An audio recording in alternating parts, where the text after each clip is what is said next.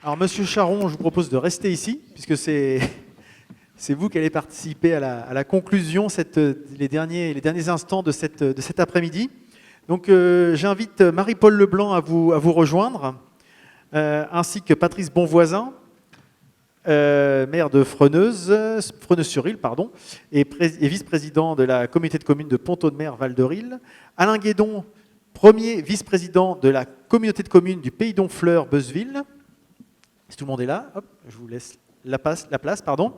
Gwendoline Prel, première vice-présidente en charge du développement économique, économie circulaire, artisanat et commerce de la communauté de communes Roumois-Seine. Gérard Charassier, président de la communauté de communes Yvetot Normandie et nouveau partenaire, s'il est arrivé. Virginie Carolo-Lutreau, vice-présidente de la région Normandie.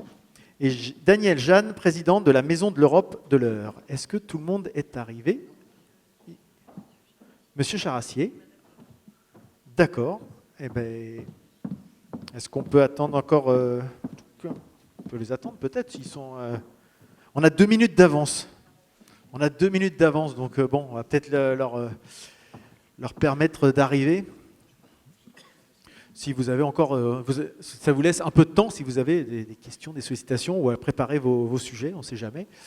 Sachez que tout à l'heure, donc à partir de 17h environ, il y aura le verre de l'amitié sur lequel vous pourrez aussi échanger avec les différents intervenantes que vous avez pu voir cet après-midi. Et puis ensuite, pour ceux qui restent, il y aura des ateliers en début de soirée ici même.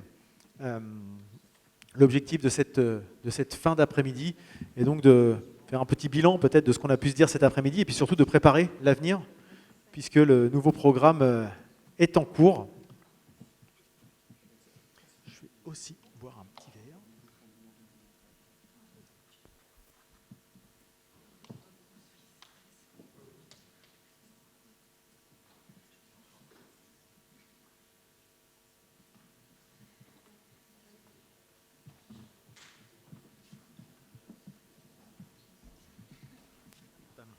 Donc, Madame Carolo-Lutreau, c'est ça? Eh bien, bienvenue parmi nous.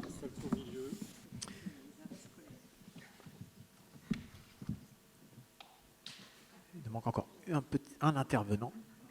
Hop là. On va laisser encore le loisir d'arriver. Donc, Monsieur Charassier qui donc intègre la prochaine candidature, nouveau partenaire.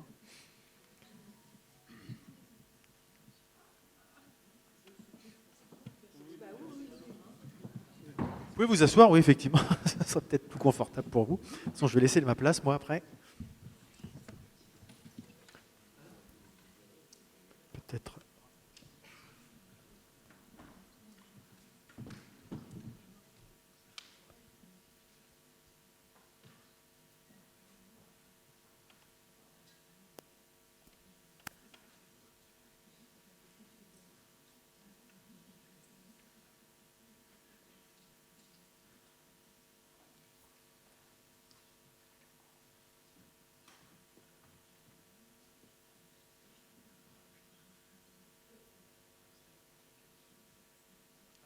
Alors, est-ce que Madame Jannick Lefebvre est parmi nous? Ah, ben voilà. D'accord. Ah ben. Bon.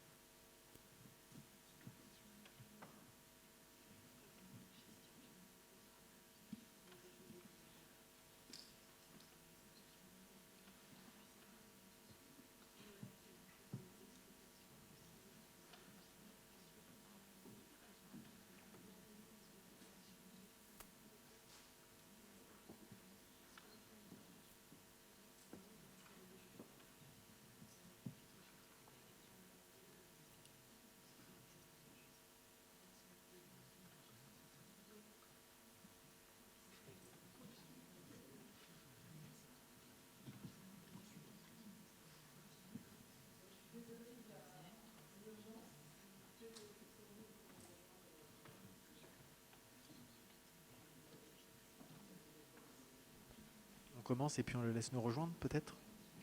Hop. Mais écoutez, Monsieur Charassier a un empêchement, il va essayer de nous rejoindre assez rapidement, mais on va sans plus tarder quand même continuer cette... Je lui laisserai la parole, et là je vais vous accompagner pour vous donner justement cette dynamique de fin, de conclusion. On va peut-être faire un petit bilan de ce qui a été dit cet après-midi, si cela vous convient, et puis peut-être ouvrir sur la suite. On a commencé déjà un peu à amorcer le sujet, mais qu'est-ce que vous pouvez retenir de ce qui a pu être dit cet après-midi? Peut-être commencer par vous, puis on va faire dans le sens classique. Oui, en fait, là, je suis comme représentante de la communauté de communes Lieuvin Pays d'Auge. Je suis vice-présidente en charge du développement économique.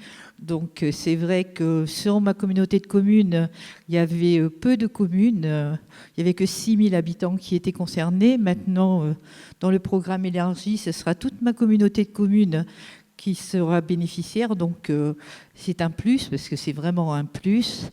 C'est un plus, je dirais, moi j'ai tendance à favoriser les projets privés qui ont souvent des difficultés à trouver des subventions. Donc, Leader, c'est quand même idéal pour les projets privés et aussi pour les petits villages, les tout petits villages qu'on a vu Hésier, par exemple, avec son projet de commerce.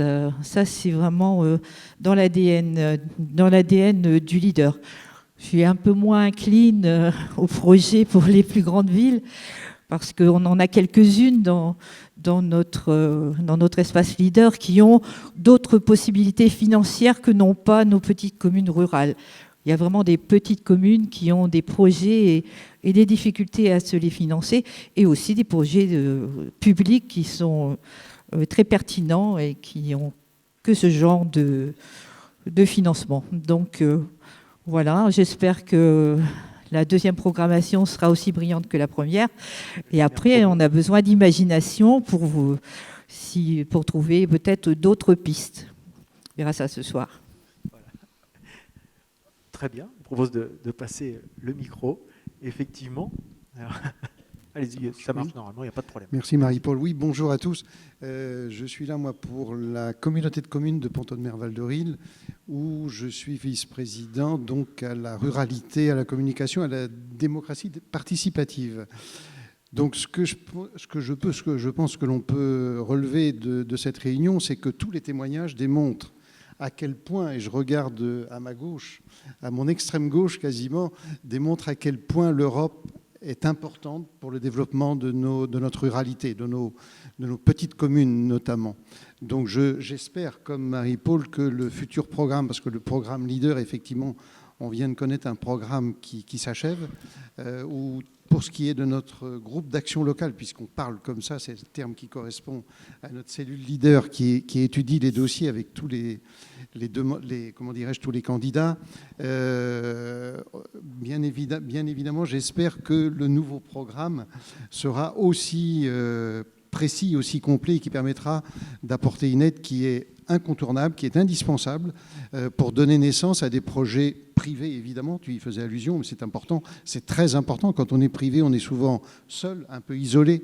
On a bien sûr les banques, mais c'est pas toujours évident. Donc la présence d'un technicien de notre cellule Leader est un atout important, ne serait-ce que pour la présentation des dossiers où elle joue un rôle extrêmement important.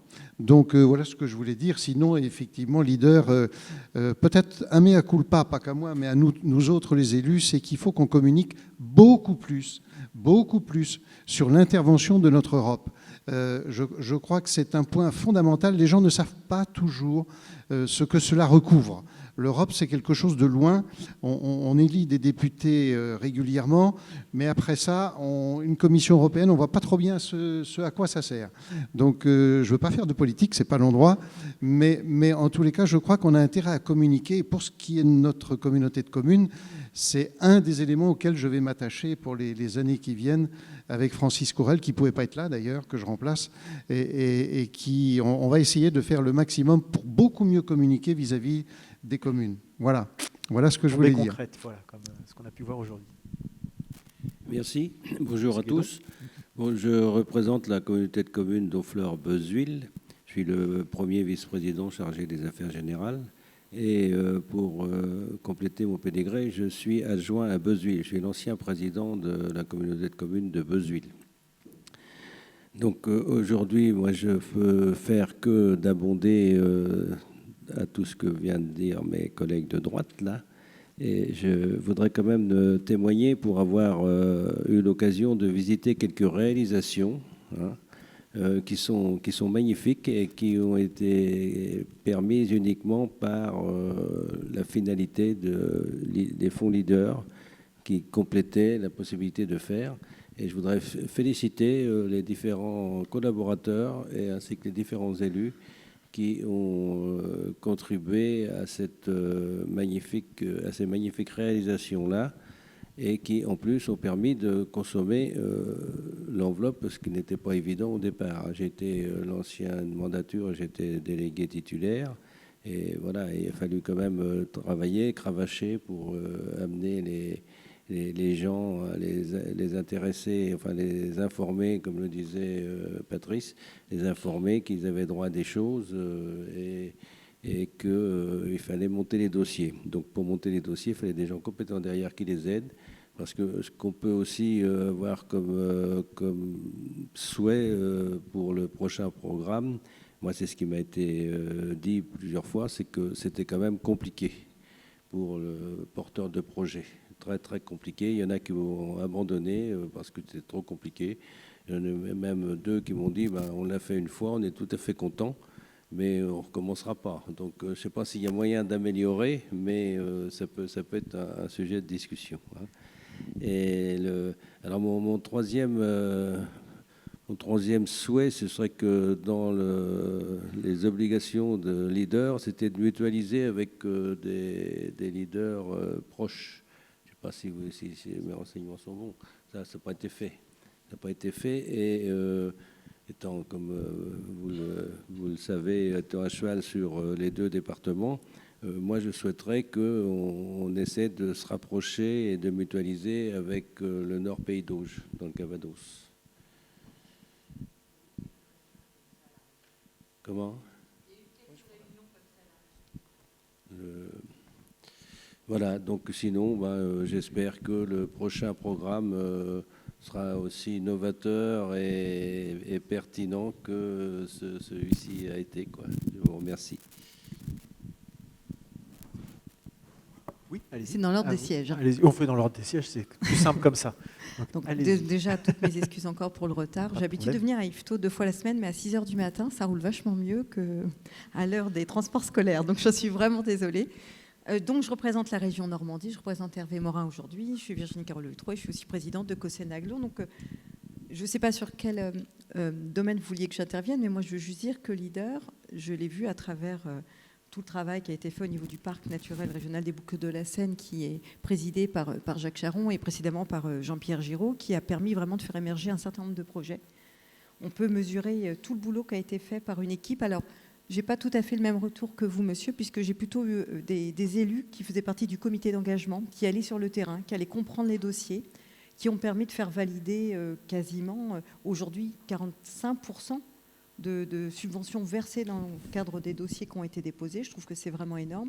Ça représente sur le territoire du GAL Seine-Normande, alors il y a le Roumois, il y a un peu Cossenaglo, il y a un petit peu de la métropole rouennaise. C'est assez large. Sur le programme précédent, c'est quand même presque 11 millions d'euros. On peut estimer à 11 millions d'euros d'investissements faits pour des programmes ruraux, puisque c'est quand même, vous disiez qu'il y avait des réunions à la région, mais on reste focus sur le fait qu'il faut aider les territoires ruraux, les petites communes, aider l'énergie collective. Et c'est de cet exemple-là, en tout cas moi celui que je connais le mieux, c'est Seine-Normande, dont on a tiré l'appel à projet, l'appel à manifestation d'intérêt et puis l'appel à projet pour dire qu'il faut qu'on l'élargisse encore aux autres communes qui étaient éligibles mais qui ne bénéficiaient pas d'un programme leader. Alors, par exemple, sur Cossenaglo, c'est le reste des communes, c'est une partie des communes du Havre qui n'en bénéficiaient pas, avec un nouveau programme, des thématiques. Et ça veut dire qu'on se met autour de la table pour travailler ensemble. Et je crois que c'est ça qui est vraiment important. Alors, je ne peux que remercier l'Europe pour nous inciter à avoir des projets collectifs. Ça a fonctionné sur le premier programme. Sur ce second programme, on va encore plus loin. On a dû se mettre autour de la table pour pouvoir trouver des stratégies communes. Les précédents dossiers, c'était beaucoup le tourisme durable, c'était beaucoup aussi la mobilité, c'était beaucoup l'alimentaire. On voudrait encore aller un petit peu plus loin sur l'inclusion, sur la cohésion sociale, et c'est pour ça que nous on s'est organisé autour d'une stratégie, des axes qui nous rassemblent. Vous l'avez dit, ce serait bien d'élargir un peu. C'est un petit peu ce que ce deuxième programme préconise de faire, c'est d'aller plus largement sur des territoires qui n'ont pas forcément l'habitude de travailler. Alors nous, c'était le pôle métropolitain. C'était assez facile parce qu'on se connaît bien, avec Gwendoline aussi. Enfin, on travaille beaucoup sur ces domaines-là et on a pris l'expérience du pilotage du parc pour en faire un autre GAL qui vient compléter finalement les trous dans la raquette qui n'existaient pas dans le premier programme. Donc aujourd'hui, c'est quand même encore 30,5 millions qui vont être mis sur la table sur 5 ans, sur le programme Leader qui suit. Et puis la fin du programme du premier Leader, c'est quand même quasiment 50 millions de l'Europe qui arrivent sur nos territoires pour porter des projets collectifs. Donc je pense que c'est une formidable initiative. Il ne faut pas avoir peur des dossiers, puisqu'il y a une structure qui est créée au parc. Demain sur le GAL qui va répondre à l'appel à projet que je peux représenter ici aujourd'hui, qui reprend du Havre jusqu'au Roumois ou autre, eh bien, il y a aussi des financements de l'Europe pour l'ingénierie. Je crois que dans beaucoup de domaines, ce qui pose problème, c'est quand même l'ingénierie. C'est les hommes et les femmes qui vont faire tourner la boutique parce que les élus vont être là pour fédérer, pour mettre de l'huile dans les rouages, mais il faut aussi des équipes techniques performantes qui puissent faire tourner la machine tout au long, donner du rythme, aller voir l'ensemble des projets. Et ça, je pense que sur l'exemple du parc, c'est exactement ce qui est duplicable sur le reste du territoire pour bien optimiser les financements et puis aller au bout des projets, parce que derrière, c'est des hommes et des femmes qui ont envie de construire pour leur territoire, qui construisent un modèle économique. Et puis, les nouveaux projets, je crois, seront encore différents, parce que le monde a encore changé ces 2 dernières années. Et je crois qu'on n'a jamais eu autant besoin de filières courtes et de mieux se connaître les uns les autres. Donc je pense que le programme Leader est totalement adapté avec, et j'en terminerai par là, les 3 axes principaux. Toujours aller vers des territoires urbains et ruraux équilibrés, mais renforcer les possibilités financières pour les ruraux. Le deuxième point, c'est d'aller vers les territoires qui ont des potentiels financiers les plus faibles. Ce seront des territoires qui seront avantagés au niveau des crédits Leader. Et puis le dernier point, c'est d'avoir vraiment une candidature sur cet appel à projet collective et de grande qualité. Et là aussi, il y aura un coefficient majorant pour les fonds Leader qui seront distribués.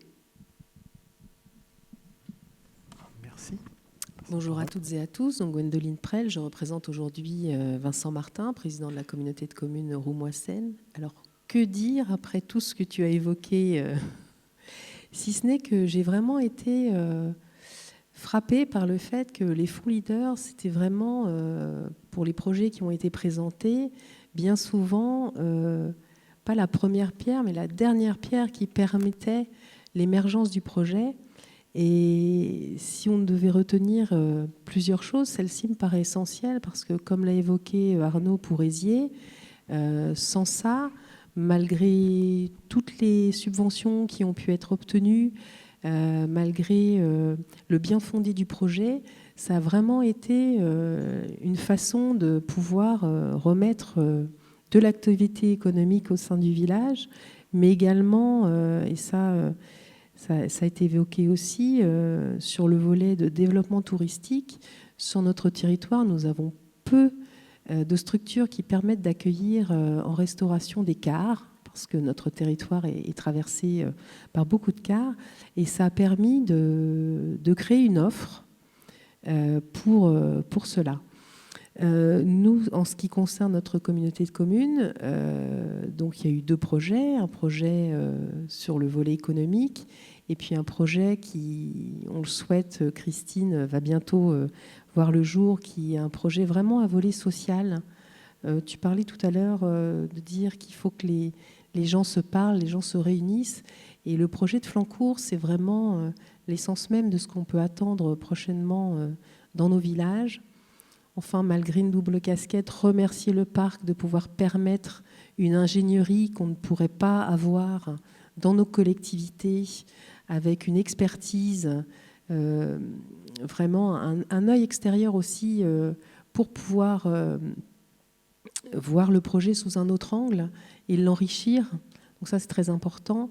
J'espère que les 2 élus qui ont porté ces projets seront aussi les ambassadeurs auprès de nos collègues pour leur permettre de ne pas hésiter à aller vers ces fonds européens. Et puis enfin, peut-être faire le lien aussi avec, dans nos territoires, nous avons des fiches CRTE que nous avons dû élaborer et peut-être justement s'attacher l'accompagnement du parc par rapport à ces fiches et le conventionnement que l'on aura pour voir justement jusqu'où on peut aller dans les financements sur ces projets. Voilà. Bonjour, je suis Danielle Jeanne avec une double casquette. Je suis la présidente de la Maison de l'Europe de l'Eure, qui est Europe Direct, à savoir une Maison de l'Europe qui n'est pas une association de bonne volonté, souvent de gens d'un certain âge, j'en suis. Et je ne suis pas toute seule, n'est-ce pas, Patrice, qui opine du bonnet, mais une Maison de l'Europe qui est complètement, entre guillemets, contrôlée, dans le sens positif du terme, par la Commission européenne. Récemment, je disais, nous sommes le bras armé de la Commission européenne dans l'Eure, et on m'a corrigé en disant, non, vous êtes, puisque vous êtes reconnu Europe Direct, la représentation de la Commission européenne, avec des permanents, qui ont l'habitude de se promener d'une manière très allègre et très à l'aise dans les dossiers européens. Donc, ce qui veut dire qu'avec cette casquette-là, il faut nous appeler parce que nous avons des permanents qui savent comment remplir un dossier européen. Quels sont les mots-clés, quelles sont les choses qu'il faut mettre en avant pour que votre projet soit automatiquement retenu. Mikhaïl est au premier rang, Salomé doit être quelque part aussi. Et donc, j'ai toute confiance dans ce qu'ils font, puisque la Commission nous a récemment félicités sur le travail et que nous avons rattrapé au vol des projets qu'en France, personne ne voulait porter en se disant « Oh là là, c'est compliqué ». Eh bien, ils ont su faire, parce que moi, je ne suis que la présidente, à vrai dire. La force vive, les gens qui s'occupent des dossiers, ce sont les permanents salariés de la Maison de l'Europe. Et puis en même temps, je suis une élue depuis longtemps, vice-présidente de la communauté de communes de Conches. Et nous venons de créer une alliance entre 4 communautés de communes pour pouvoir répondre à ces projets européens, à savoir la communauté autour de Bernay, autour de Verneuil, du Neubourg et de Conches, c'est-à-dire en gros l'ouest-sud-ouest du département de l'Eure. Alors, les nouveaux programmes européens sont vraiment très centrés sur l'implication des populations sur le développement des projets.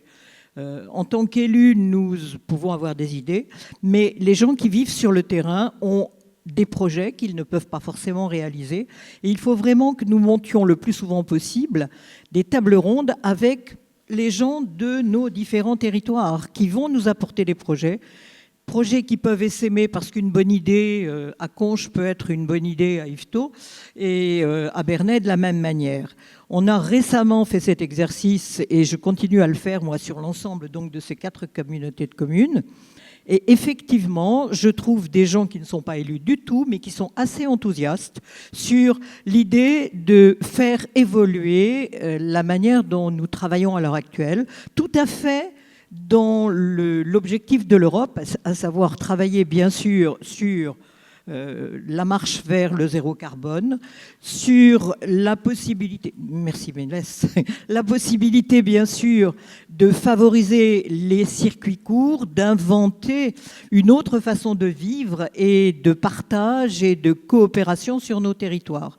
Donc vraiment, il y a un tiers du budget au niveau de l'Europe est destiné au développement des territoires, avec une partie tout à fait attentive de la part de la Commission sur le développement au ras des pâquerettes, au niveau du citoyen, de tous les citoyens, et pas forcément que les citoyens organisés en associations, en lobby, etc. Donc je crois que là, vraiment, il faut insister là-dessus. Tout à l'heure, Patrice, tu disais la Commission, elle est loin.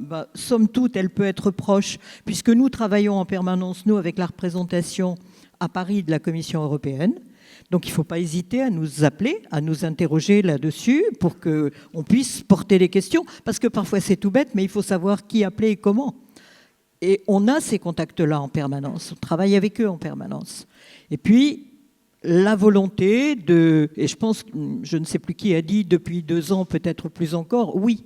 En tant qu'élus, nous sentons tous, et il y a sûrement beaucoup d'élus dans la salle, la différence de regard et de besoins des citoyens qui nous entourent. Ce Covid a été un coup de massue sur la tête, mais ça a été en même temps peut-être une aide à une prise de conscience qui n'avait pas forcément eu assez lieu sur le bilan carbone. Et je crois qu'il y a un lien à faire entre les deux. Les gens ont commencé à réfléchir à ça un petit peu plus, peut-être parce qu'ils avaient plus de temps, je ne sais pas. Mais je crois qu'il y a eu vraiment un lien entre le fait qu'on avait cette crise Covid importante et le fait que les gens aient commencé à réfléchir à la manière dont on vivait, à la stupidité d'être seul dans sa voiture.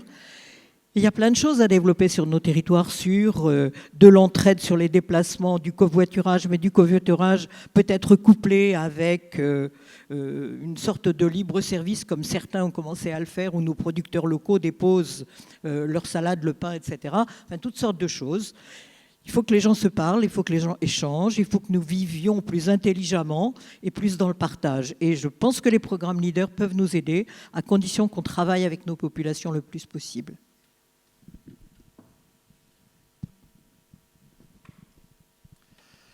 Merci. Bien. Alors, j'ai l'impression de monopoliser un peu le micro cet après-midi. Un regard cette fois-ci qui va être un regard du parc. Alors, déjà sous forme de clin d'œil, je constate que l'après-midi aura commencé par un mot d'accueil de M. Alabert qui nous accueillait dans cette magnifique salle. Et je constate que le dernier à prendre la parole, ce sera également un représentant d'IFTO avec Gérard Charassier qui vient d'arriver et de nous rejoindre. Pour ma part, en tant que parc naturel, alors merci beaucoup pour les propos qui ont été tenus vis-à-vis de l'équipe. Pour moi, je dirais que c'est une responsabilité que nous avons, alors qui est partagée avec Patrice Auvray, le président du COPROG, avec Laurence Dervaux, la directrice des services, et naturellement avec l'équipe leader, une responsabilité que nous avons eue, alors que Jean-Pierre Giraud, mon prédécesseur, a assumé au démarrage, avec, on l'évoquait avec les plus anciens, quelques débuts un peu difficiles dans ce... Je vois des sourires de Marie-Paul. Des débuts un peu difficiles, mais finalement un rythme de croisière que nous avons trouvé pour répondre à cette responsabilité qui est la nôtre, qui est de faciliter l'aboutissement de projets qui sont portés par des collectivités ou par des acteurs associatifs ou privés. Et quelque part, nous avons cette responsabilité de leur faciliter l'aboutissement à ces projets, parfois des projets de vie. Donc responsabilité vis-à-vis des porteurs de projets au sens large, responsabilité aussi vis-à-vis d'un territoire, puisque pour le parc naturel régional des Boucles de la Seine-Normande, eh bien nous représentions une partie du territoire qui était celle de la Seine-Maritime, avec des communes de Cossénaglo, des communes de la métropole et des communes d'Yvetot Normandie. Alors je l'évoque au passé, puisque dans le futur, Yvetot Normandie sera représenté Escalité, je le souhaite bien entendu, dès l'instant que nous aurons été retenus, Madame la vice-présidente de la région, justement, c'est pour cette raison que je te l'aborde comme ça. Donc, une responsabilité territoriale, une responsabilité vis-à-vis des porteurs de projets, et puis une responsabilité collective vis-à-vis de ce programme européen, conscient de la chance que nous avons de bénéficier de ces fonds de l'Europe vraiment fléchés pour ce qui est en lien avec l'âme d'un parc naturel régional, préserver et développer ce qui a trait à son patrimoine. Et son patrimoine, ce n'est pas uniquement de la biodiversité, ce ne sont pas uniquement des paysages, je l'ai dit tout à l'heure, ce sont aussi des hommes et des femmes qui le font vivre, qui s'appuient sur des traditions, mais également l'amènent vers le futur. Et comme tu le disais fort justement Virginie, nous vivons des années qui se traduisent par des bouleversements, des changements profonds, face auxquels, qu'ils soient sociétaux, technologiques, environnementaux, eh bien, il va falloir s'adapter Et pour s'adapter, eh bien, c'est une intelligence collective qui est la mieux en mesure de nous faire avancer pour préserver l'avenir de nos territoires. Voilà.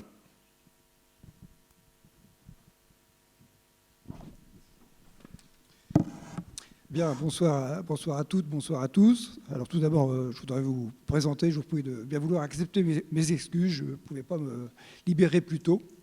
Et donc je prends le risque de redire des choses qui ont déjà été exposées. Simplement pour vous dire qu'au niveau de Yvetot-Normandie, donc Yvetot-Normandie, c'est une communauté de communes de 27 000 habitants, 19 communes, et que dans le précédent programme, en fait, il n'y avait que les 6 communes qui étaient à l'intérieur du parc qui pouvaient bénéficier des fonds du fonds Leader. Donc pour nous, évidemment, c'est particulièrement intéressant, il était particulièrement intéressant de s'associer à cette démarche, à ce regroupement de communautés de communes avec le parc, puisque ça permettra effectivement aux 19 communes, aux 19 territoires, aux 19 communes, aux habitants des 19 communes, aux organismes, aux associations, aux collectivités qui pourront bénéficier des financements Leader. Sur le précédent programme, nous avons eu très peu de réalisations. Je crois que nous avons eu que 3 réalisations. Je parle sous votre contrôle, Monsieur le Président, au niveau de Yvetot-Normandie. C'est peu. Et c'est vrai que c'est aussi cette nouvelle démarche va nous permettre d'acquérir une expérience avec les fonds européens. Je reconnais que nous ne sommes pas aujourd'hui... au niveau de la communauté de communes, nous ne sommes pas très habitués. Nous avons eu quelques financements sur d'autres fonds, mais ce n'est pas une démarche que l'on fait aisément. Et je pense que d'adhérer à ce collectif et de pouvoir effectivement bénéficier de ce fonds va nous permettre de gagner en expérience et puis de savoir utiliser plus facilement, d'avoir un réflexe plus systématique, j'ai envie de dire, comme tout réflexe devrait être, pour bénéficier des fonds européens. Ça me paraît d'autant plus intéressant pour nous, c'est qu'au niveau de la communauté de communes, nous sommes très engagés dans différents programmes qui touchent souvent à l'environnement. Nous sommes sur un plan alimentaire territorial. Nous sommes sur l'étude sur les biodéchets. Nous élaborons notre plan de déplacement de mobilité simplifiée, le PDMS, autant d'actions, de domaines où on pourra sans doute, avec ces fonds européens, aider des particuliers, des associations, des structures privées ou publiques qui envisagent finalement de mettre en œuvre un peu ce que nous essayons de faire. Donc je vois comme cette possibilité quelque part que ce fonds européen nous permette effectivement de mettre davantage en application les choix politiques que nous avons faits au niveau de la communauté de communes. Et ça me paraît très, très important. Et puis, au-delà de ça, j'entendais Virginie qui en parlait tout à l'heure, en tant qu'élu, je pense que c'est important qu'on puisse s'engager dans une action collective.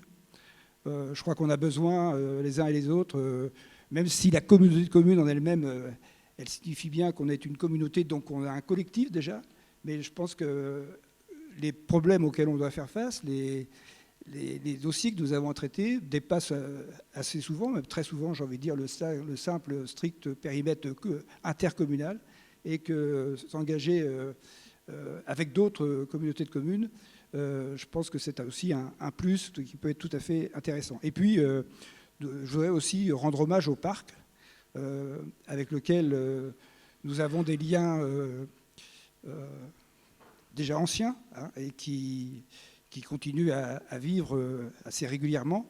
Et nous avons toujours trouvé auprès du parc, notamment en matière d'ingénierie, nous avons aussi, notamment en matière d'urbanisme, je pense, nous avons toujours eu une aide du parc. On a toujours pu, quand on a demandé des services au parc, on a toujours été aussi...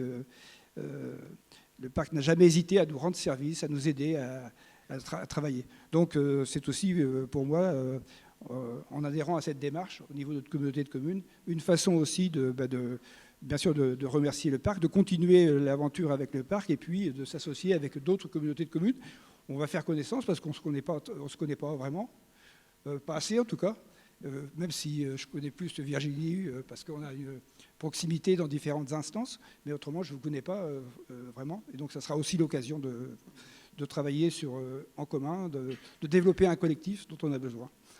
Voilà ce que je pouvais vous dire, Monsieur le Président, en vous renouvelant mes excuses pour ne pas avoir pu participer cet après-midi à cette réunion.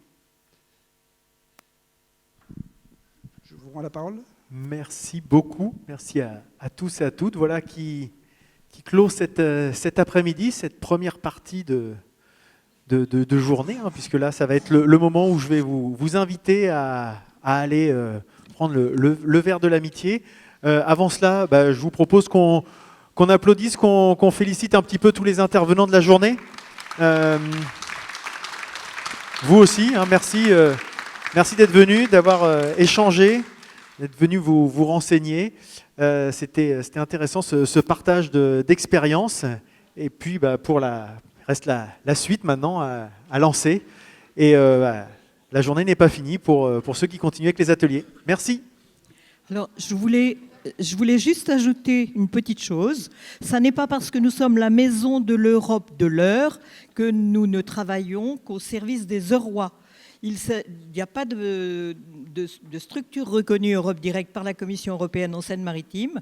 Et donc, nous travaillons au niveau régional. Nous sommes d'ailleurs aussi soutenus financièrement par la région pour l'ensemble de nos actions. Donc, n'hésitez pas. On n'est pas sur des histoires de frontières, c'est chez toi. Au contraire, on est en train d'essayer de travailler ensemble parce qu'ensemble, avec Experdieu, on réfléchit mieux. Merci beaucoup à tous. Et pour aller dans le même sens, donc naturellement, vers de l'amitié, c'est l'occasion de vous restaurer un petit peu, de souffler, mais de préparer aussi beaucoup d'idées et d'énergie pour le temps qui nous reste cette fois-ci pour construire l'avenir. Merci, à tout à l'heure.